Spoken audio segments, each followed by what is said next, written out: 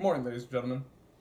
With Saudi Arabia's recent agreement to allow women to drive starting June of 2018, the United States seeks for Saudi Arabia to reduce the import duties on U.S. private company produced cars, such as the Ford Motor Company and General Motors. In accordance with the socio-economic Saudi Vision 2030 reforms, the United States aims to become the leading provider for the growing number of drivers, tourists, and workforce participants within Saudi Arabia. The United States hopes to cultivate its relationship with Saudi Arabia beyond business cooperation regarding oil, and to assist Saudi Arabia's socio-economic pursuits. If that was our policy goal, let me describe to you how we want to get that done. First, the United States is going to push Saudi Arabia to lower import duties from 5 to 3% on cars and 12 to 10% for trucks. Additionally, we want to reduce import duties on electric cars and fuel-efficient cars to make them more competitive, because green energy is the future and Saudi Arabians deserve Teslas too.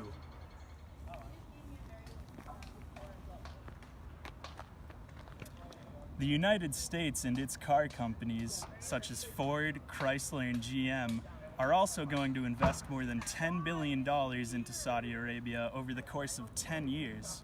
This is going to give American car companies a huge stake in the Saudi auto manufacturing sector, and it's going to give Saudis the funding and assistance they need to make their own auto sector while reducing unemployment.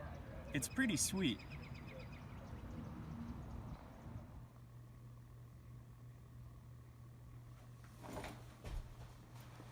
There are certain benefits that will accrue to the United States adopting this policy. For example, there will be an increase in vehicle demand due to the country's growing youth population, rising disposable income levels, favorable auto financing environment, and greater public and private sector investments. All of these factors show growing potential and populations of potential car owners. The U.S. will benefit due to the increased profits that U.S. private companies will receive. The U.S. and its private companies will benefit greatly because they would hold stake in Saudi Arabia's success. U.S. car companies will also benefit because the U.S. will hold greater leverage within this market. We will be able to target more people and profit from growing numbers of the Saudi population and the market for vehicles. We would hold stake in Saudi's manufacturing sector, and we won't have to pay the full import duty, so they can sell cars at lower prices, making their cars more competitive within markets and increasing overall sales. Although to every upside there is always a down, and there are certain disadvantages that the U.S. could suffer or risk by adopting this policy. Some private car companies within the U.S. might not be willing to put forth the investment to build Saudi's auto parts manufacturing sector. Therefore, if the U.S. cannot successfully fund a $10 billion investment for developing within Saudi, then Saudi Arabia would be unlikely to reduce the import duty. Saudi Arabia's industrial standards and conformity assignments are a significant market barrier for U.S. exporters. Saudi Arabia might counter the policy by accepting the investment and U.S. assistance in developing auto parts industry without reduction of import duty. If they do reduce the import duty on cars, then Saudi Arabia might increase an import duty on other exports from the United States, negatively affecting another sector within the United States. Complementary to Joe's analysis on the advantages and disadvantages for the United States are those for Saudi Arabia.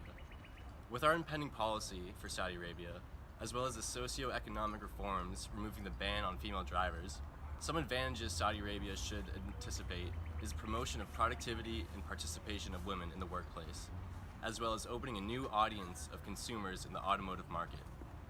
The growth of the automotive industry, including parts, accessories, and maintenance, will all contribute to Saudi GDP, as well as generate employment. However, there is a dexterous range of automobile manufacturers in Japan, such as Honda, Toyota, Nissan, Mazda, Suzuki, all relatively inexpensive automobile producers.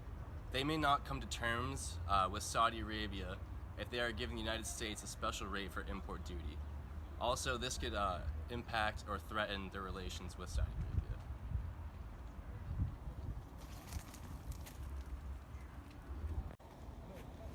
One alternative policy the United States could pursue is focusing on foreign direct investment in the Saudi energy sector.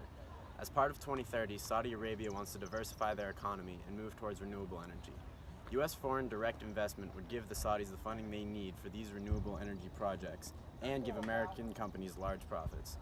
It would also make sure that the U.S. and Saudi Arabia have trade ties, even as Saudi Arabia and the rest of the world inevitably moves away from oil production. Another alternative is that the U.S. simply does nothing. By doing nothing, U.S. auto companies can still experience the advantage of growing numbers of automobile buyers in Saudi Arabia, but we won't have the advantage over other auto companies from foreign countries. The U.S. still benefits from Saudi Arabia's new policy allowing women to drive, but we don't have an edge over other countries.